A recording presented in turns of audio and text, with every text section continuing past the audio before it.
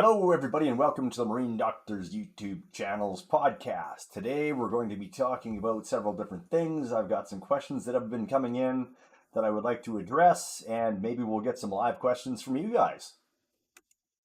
Let's start off the day with a fellow wrote in and he said, "Carb help, please. This weekend, I took all 6 of my carbs off to rebuild and clean on my 1995 175 horsepower Evinrude.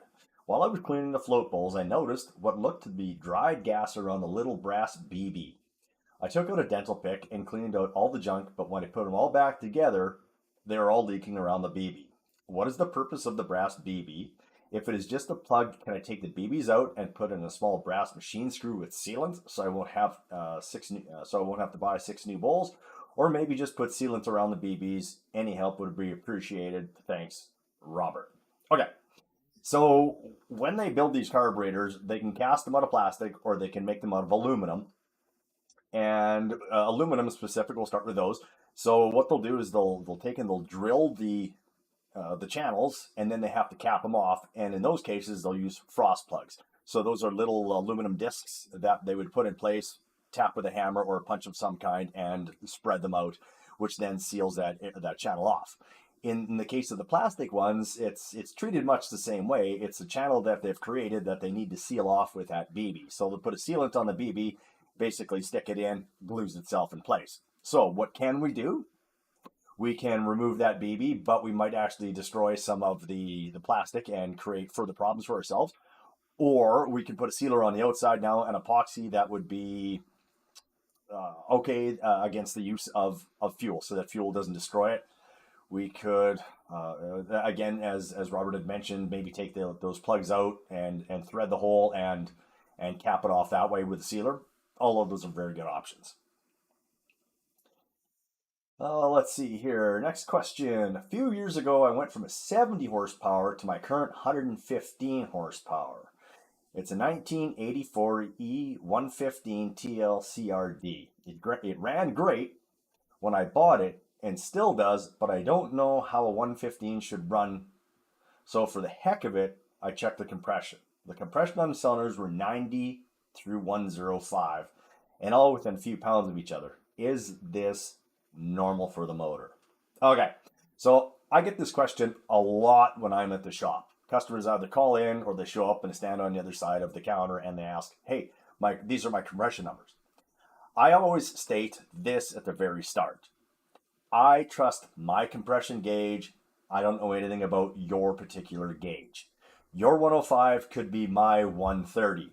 Now, that doesn't necessarily mean that my 130 is exactly 130. I'm just saying that I base all my information off my equipment that I'm used to using. So, with saying that, he could come in with his compression at 90 through 105, and I could come up with something, for example, like 130, 130, 130, 115.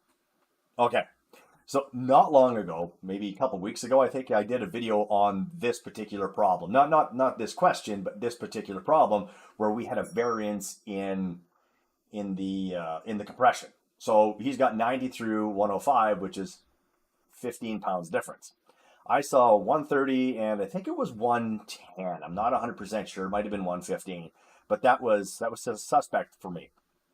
So what I did was I pulled the heads off, because that's the easiest way to check this problem, and looked inside to verify that everything was okay inside. And in fact, it was not. There was a broken ring.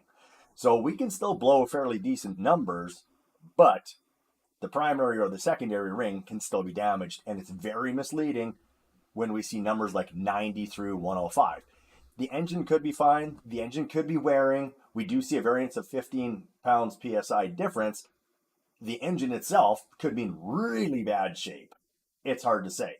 What I would recommend this person do is, for the heck of it, it's not expensive, pull the heads off, peek inside, just so that they know.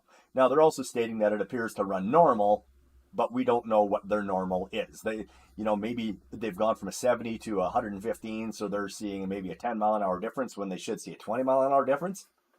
We don't know this. So a little more information would have been better, but we answer the questions as we get them. Next up, we've got a 150 Black Max.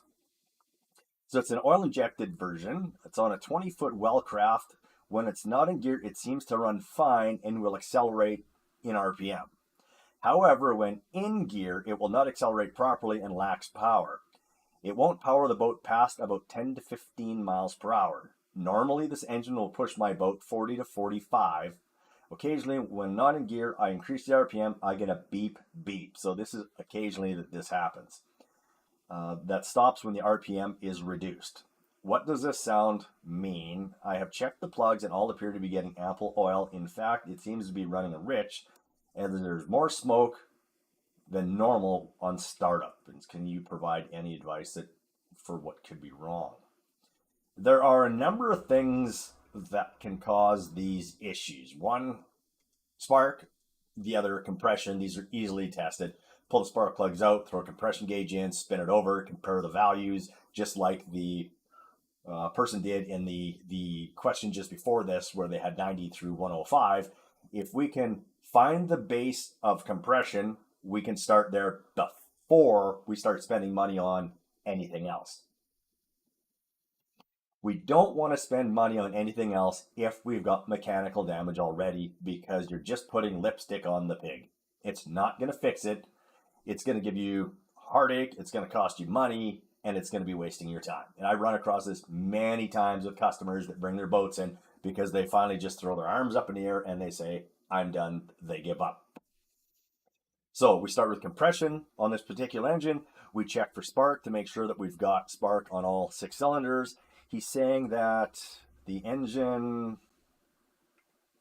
I think his plugs are coming out wet, or no, he says that they're getting oil. So we know that fuel is getting through, but are we burning that fuel? Okay. We could also have another problem with the stator. The high side of the stator can be shot, and it's limiting the RPM to a lower amount as well as the speed. I don't think that this engine has in-gear protection, so I don't think that would be an issue. In-gear protection would be a little device that lets the engine know, or the ECM know, that it's in or out of gear. If that's the case, Optimax, for example, if we rev those engines up and that switch isn't working properly and it doesn't recognize that it's in gear, it'll limit the RPM to 3,000 and set off an alarm. It could have a rev limiter that's built into it, or not built into it, a little box that sits there that could be causing issues as well. But when they say occasionally, usually when the rev limiter goes, it just plain goes.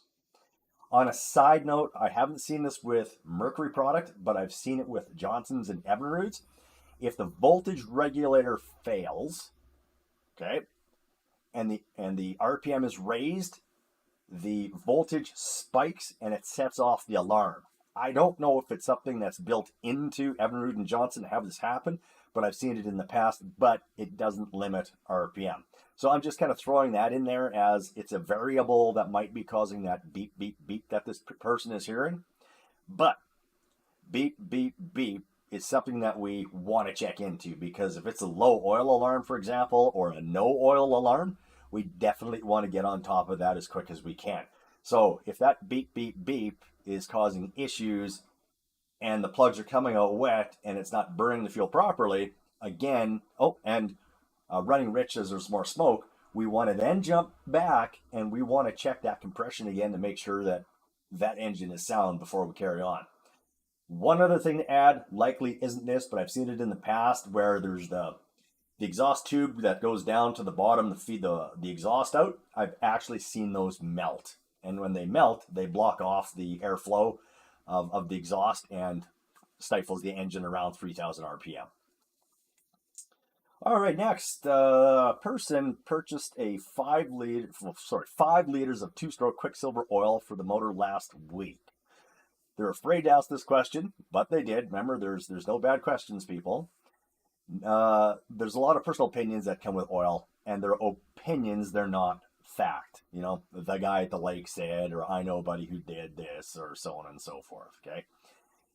Has anyone ever used that type of 2-stroke oil in a Yamaha is the question. And they want to know, over time, is there a risk of not using Yamalube versus using Mercury's synthetic blend or synthetic oil, I believe they had, right? Or am I just jumped ahead? Yamaha.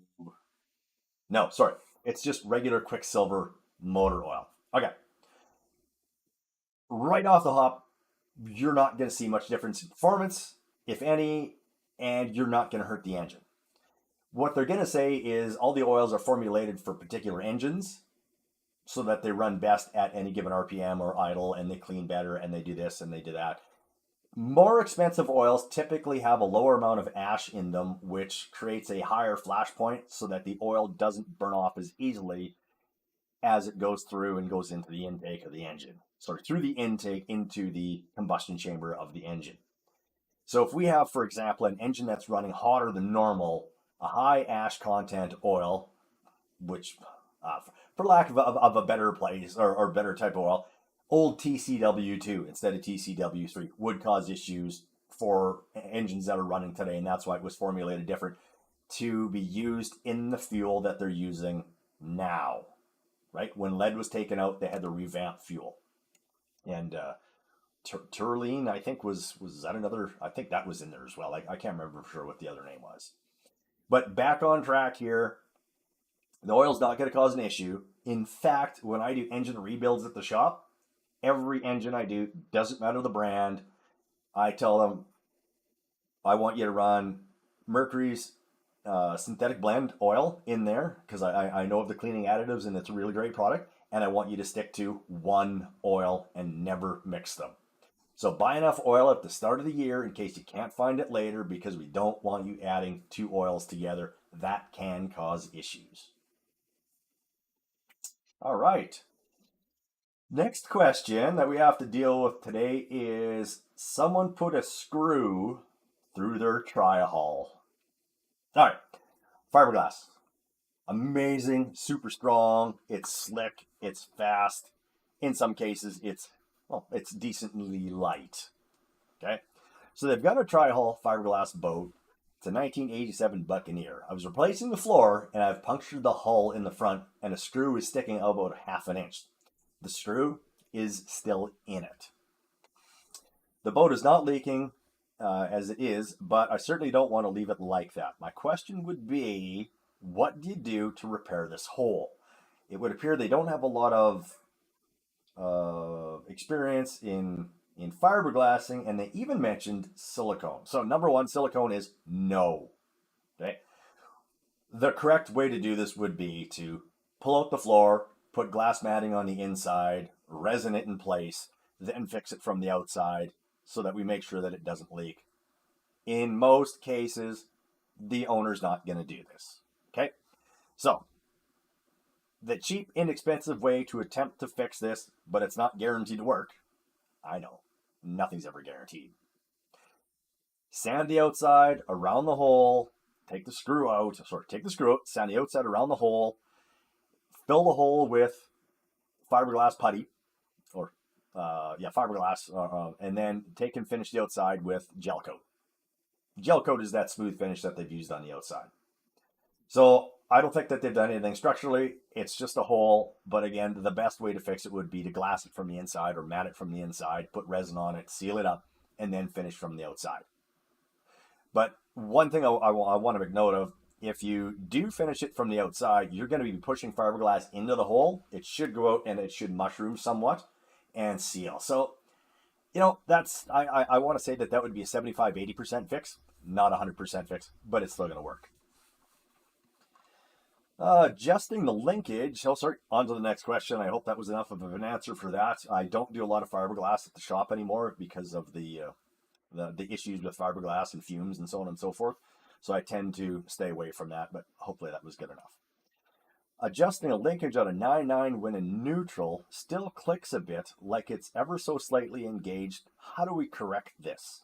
All right, so when someone takes and they change out their impeller, for example, or they're working on their water pump, what we'll do is they'll take the gear case off, and sometimes the shaft that goes up and down, the shift shaft, can change.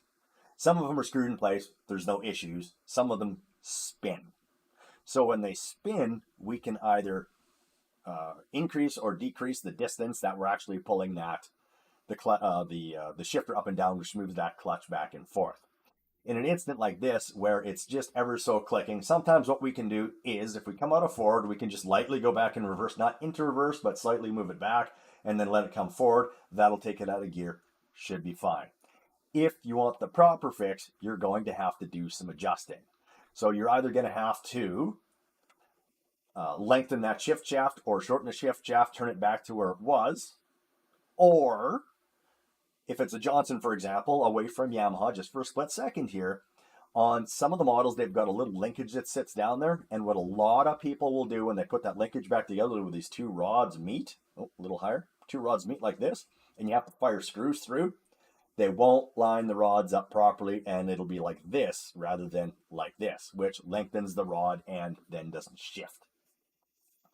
The Yamaha, I suspect, probably spun. Or, well, yeah, it would have spun because they've got that little piece in there that just slides up and down, which pushes the pin and moves the shifter back and forth. So they'll probably have to take the gear case off, spin it one or two times each way, or half a turn, whatever it takes, put it back on, and see if it shifts. Trial and error. It's going to be what it is. Sometimes it's a pain in the arse, sometimes it isn't. Okay. On to the next question from Don G. Don G used to be here a lot of years ago. Question is it okay to use synthetic oil in an older engine? I have a 1982 Johnson 140 and was wondering if it will be good or bad to use synthetic oil as 50-to-1 mix. Thanks. It's not going to hurt it one bit. The engine's not really going to notice a difference other than it might run a little bit more cleaner. We're not going to gain any more power.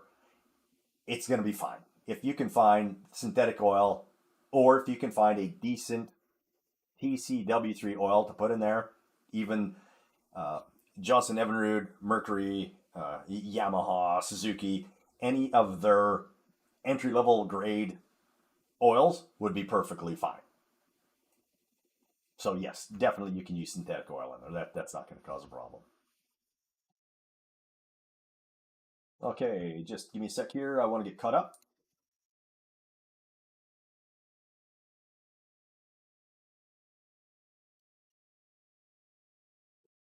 All right, I just got to bring up some more questions. If anyone has any questions, please feel free to type them in. I'm happy to answer them for you.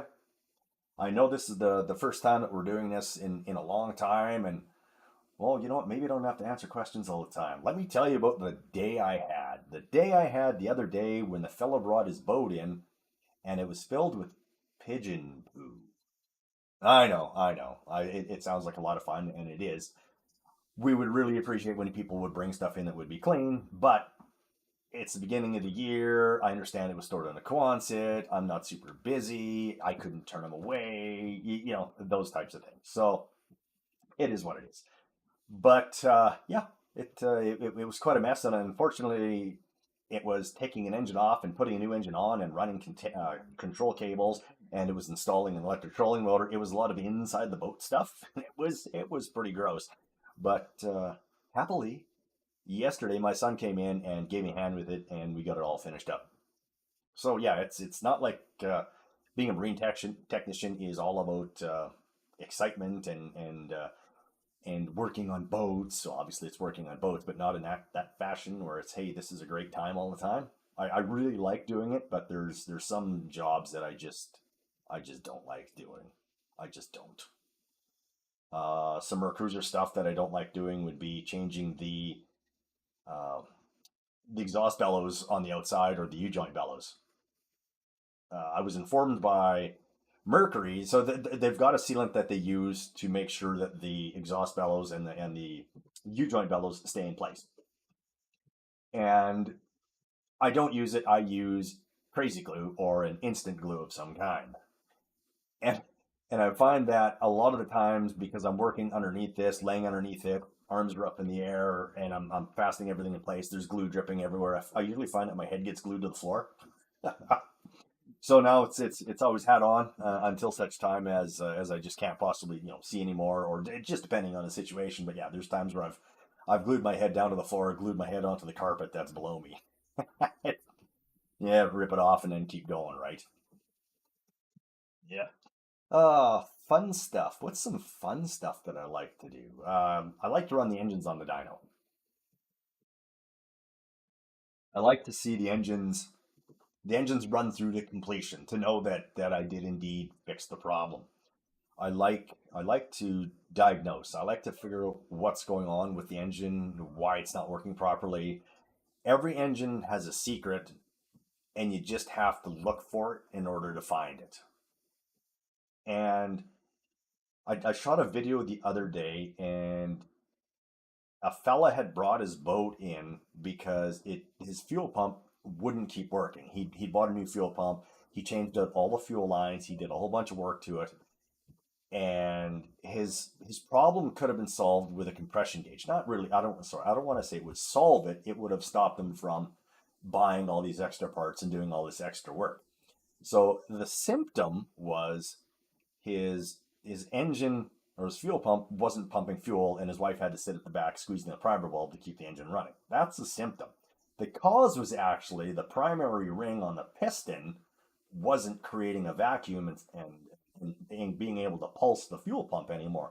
So it didn't matter what the fella did on the outside, it was something that was on the inside. So sometimes you've got to dig a little deeper than what the symptoms actually represent. So the symptom was caused by that problem inside, or a mechanical problem inside the engine. It wasn't an external problem, which would have been the fuel pump, say, had a hole in it, or was failing, for example. But a lot of people, they just get caught up, and they just it's like staring at a train wreck. You're going to look at the worst part of the train wreck, and then you're going to focus on that, and that's all you're going to remember. But there's so much other information that's around that a person needs to gather up in order to figure out how to fix things, or how to work through a problem, so that they can understand what's actually going on with the engine at that particular time. Like, for example, an engine could have a rough idle, and a rough idle could be numerous things. Always start with compression and the spark, and then move away from there. But we can have different kinds of idling issues. We could be running a little bit too slow. The timing could be retarded too far. The carburetors could be lean. We could have one carburetor that's lean. We could have sync and link, or link and sync is out of adjustment. We could have the throttle plates offset a little bit, which creates a set of pistons, or bank of pistons that wants to run a little faster than the other ones go, and yeah, that'll give you kind of a bit of a surge and a pop every once in a while. But there's so many things like that, like even with those out of or throttle plates out of sync there, you could have an engine that wants to race, but it's still going to pop like it's running a lean. So then if you play around with the jetting's not going to fix the problem, because that's not the problem. It's just a symptom of the bigger problem, which would have been the throttle plates up in alignment. So whenever I work on Everett and Johnson, after I do a rebuild, Chrysler was really bad for it too. I'll back up. Yeah, Chrysler was really bad for that too. Chrysler and Force. Link those throttle plates all the same at the same time, then rerun the engine to see if the problem goes away before you start yanking carburetors and so on and so forth off. Especially if you've already taken the carburetors off and gone through them, and don't second guess yourself and say to yourself, I didn't clean the carburetors well enough. You probably did. There's just something else that's wrong with that engine at the same time. Excuse me. And also, when you pull off those carburetors, make sure you always peek inside and take a look at the reeds, and make sure that they're seated. If they're not seated properly, we can run into issues. I don't really see a lot of issues with reeds up where I am. The reed problems that I have seen have been physically broken, not worn out, physically broken, where there's pieces that are gone, and once the pieces are gone, it's not going to work properly. And it's an audible change in the sound of that particular carburetor. Oh, here's a nifty little thing, nifty little trick that I use at work. So when I'm working, I'm doing a compression test, and let's say, for example, it's a 3-cylinder, so 1, 2, and 3 are the cylinders that'll do. You can hear the amount of compression that's being made. Now, obviously, I've been doing this for a lot of years, so I listen, right, and I listen with my ears to figure some stuff out as I run the engine. So I'll listen for electronics leaking. like spark jumping across, things like that, that you can't see but you can hear.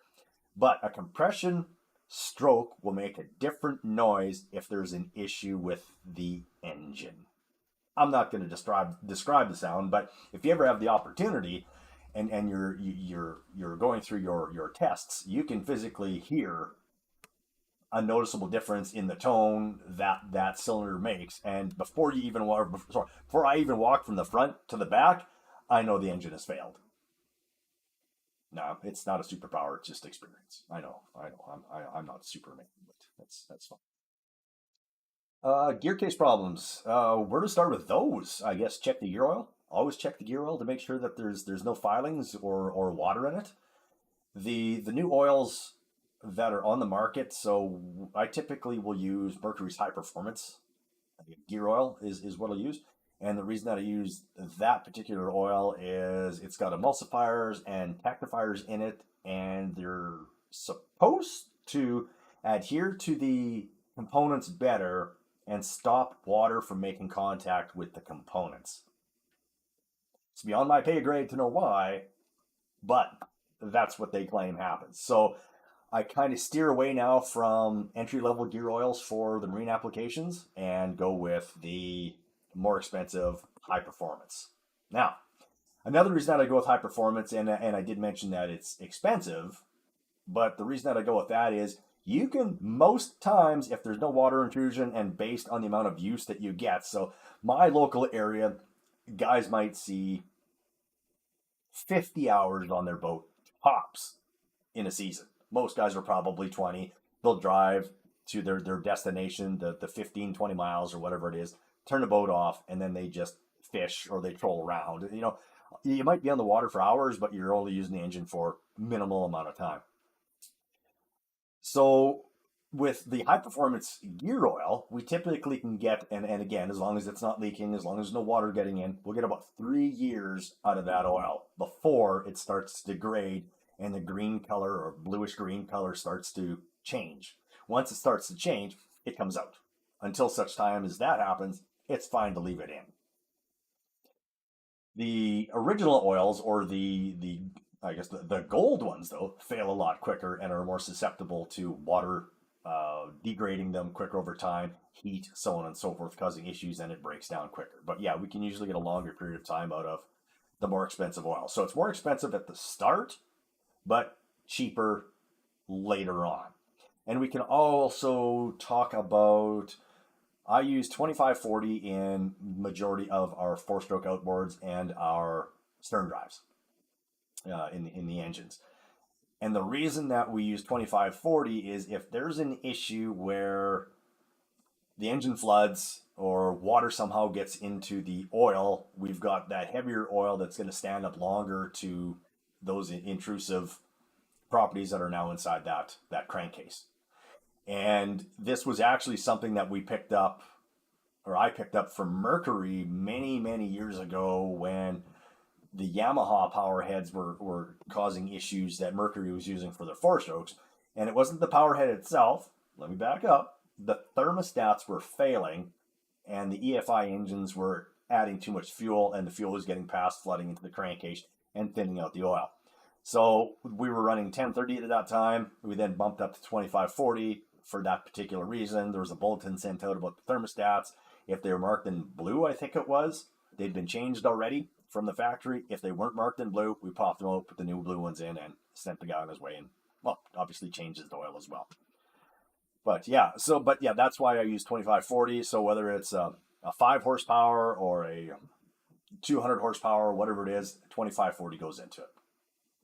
Now, questions have been asked earlier about synthetic oils versus regular oils. Now, again, keeping in mind that we don't get a lot of use up here in Canada, my sale to the guy is if you're going to use a synthetic based oil, we can usually get 2 seasons out of it rather than 1. So 1, I want to see him every year to do it. 2, or the more expensive, regular oil, I want to see them every year. Synthetic is every 2 years. I know some guys are going to frown at that. They're going to say it causes issues. Prove it. Answer in my chat. with your information and prove it. If the engine or oil is still gold, it's not breaking down. Once it starts breaking down, starts to turn black, it comes out. And another thing to keep in mind is how long do people go on their oil after it turns black and it still doesn't cause issues? I know. An ounce of prevention, or was it an ounce of insurance is an ounce of prevention. So I get it. I totally get it. If a guy comes in, he requests, hey, change my oil, I'll change it. If he leaves it up to me and I pull a dipstick and I look at it and I go, this is fine, it's fine and it's staying. I don't like places that do things that they don't really need to do, right? We don't want to spend X number of dollars on a customer that doesn't need to have to spend it. And I think that's one of the reasons why my business here in Canada is doing so well is because I'm honest and I'm transparent and I'm upfront with people. If there's an issue with regards to what does or does not need to be fixed, it gets fixed properly, yes, but not over and above what needs to actually be fixed. It's like, when you go to the you go for an oil change and the technician, he stands down in the bottom and he's got very little, if any, experience in brakes, we'll say. But he yells up at the guy up top and he says, yeah, well, they're here. Let them know that the brakes need changing. Well, that's not what I'm here for, right? Noticing things that need to be changed is one thing. Writing it on the bill, kind of as a little side column. Hey, by the way, but forcing someone or saying things like, and a great example would be like when we go back to the automotive side with the technician and the whole saying, yeah, you got to get your brakes done because if you don't get your brakes done, you could get into an accident. Selling stuff based on fear or tactics like that shouldn't be in the industry. It shouldn't be in any industry, for example. And kind of a pet peeve. I know I'm off topic, but yeah, I just don't really much care for that kind of stuff. And it's not fair to the individual because you're putting them in a compromising position that they feel that they need to do something and there's no real need to have to do that.